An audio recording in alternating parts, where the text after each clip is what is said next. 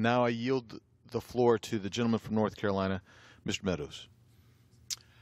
I thank the gentleman from Arizona for his leadership and obviously for the eloquent words of my colleague from Florida and from Ohio. Mr. Speaker, I rise today to join my colleagues in really addressing a serious matter of transparency that has left the American people with questions that deserve an honest answer. You know, for the past year, as our government has been mired in a fruitless, aimless, and sometimes laborious investigation on accusations of collusion between the Russian government and the 2016 presidential campaign, my colleagues on the other side of the aisle have insisted that Congress follow where the evidence leads in this investigation. And, Mr. Speaker, I'm here to tell you today that I agree wholeheartedly. Congress should follow the facts where they lead.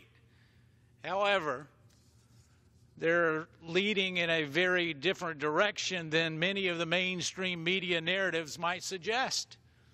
You see, in the process of this investigation, we have learned a fact pattern surrounding the Clinton campaign and potentially the Obama administration's involvement in a targeted campaign using information from foreign intelligence officials against then-candidate Donald Trump.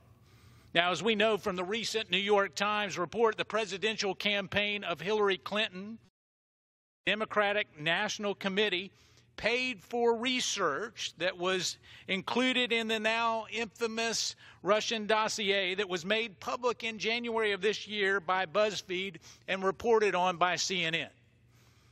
Now, we know that the Clinton campaign and the DNC paid an ex-British intelligence officer, Christopher Steele, to compile this dossier with the research provided from Russian intelligence officials. Now, much of this dossier contains claims that had either not been verified or have been directly refuted. So, Mr. Speaker, it is suspicious enough that the Clinton campaign and the DNC paid intelligence officials in Russia for this type of material and false information on President Trump. But we were also beginning to see evidence that raises questions about the very way that the Obama Justice Department may have inappropriately involved themselves into this project both before and after the 2016 presidential campaign.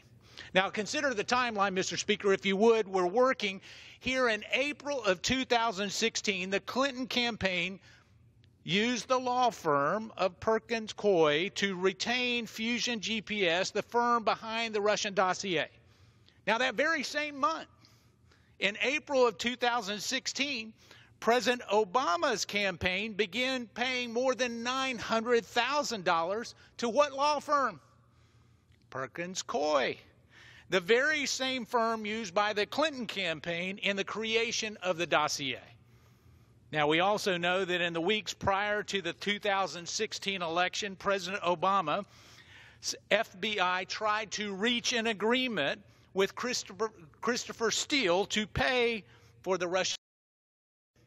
And the FBI actually ended up reimbursing some of the dossier expenses. Now, to be clear, the FBI attempted to pay and then reimburse the costs of the Russian dossier that was being orchestrated by the Hillary Clinton presidential campaign. Now, the FBI has refused to answer questions and resisted any transparency on this issue. So going a step further, we now know that on January 6th, President Obama's intelligence officials, led by then Director of the FBI, Director Comey, briefed President-elect Trump on the contents of the dossier. Now, following the January 6th briefing, there are reports that the Obama administration's intelligence officials leaked to CNN the brief President Trump on the fact that the president-elect was briefed on the dossier. 4 days later, on January the 10th, the dossier ended up being published by BuzzFeed.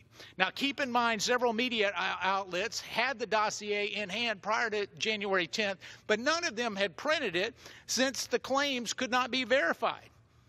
Now, this timeline leads us with a myriad of extremely concerning questions, Mr. Speaker, but they can be boiled down to in a few specifics.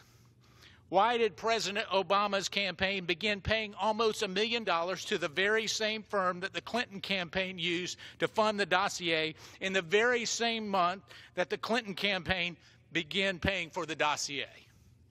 The second question, why did President Obama's FBI attempt to pay Christopher Steele for the Russian dossier? Why was President Obama's FBI involved in paying for a project that the Clinton campaign was orchestrating? Again, the FBI has refused to answer these questions and have resisted transparency on this issue.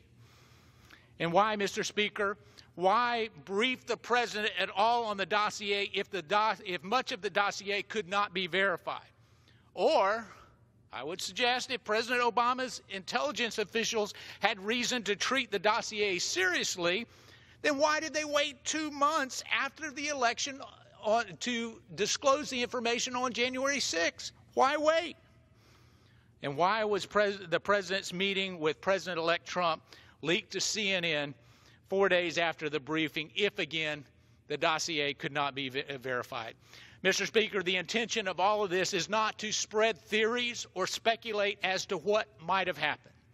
The point is to recognize that there are legitimate, unanswered questions about whether the Obama Justice Department involved themselves in a political project targeting then-candidate Donald Trump, a suggestion that has far more evidence behind it than the directionless investigation into the Trump-Russian collusion.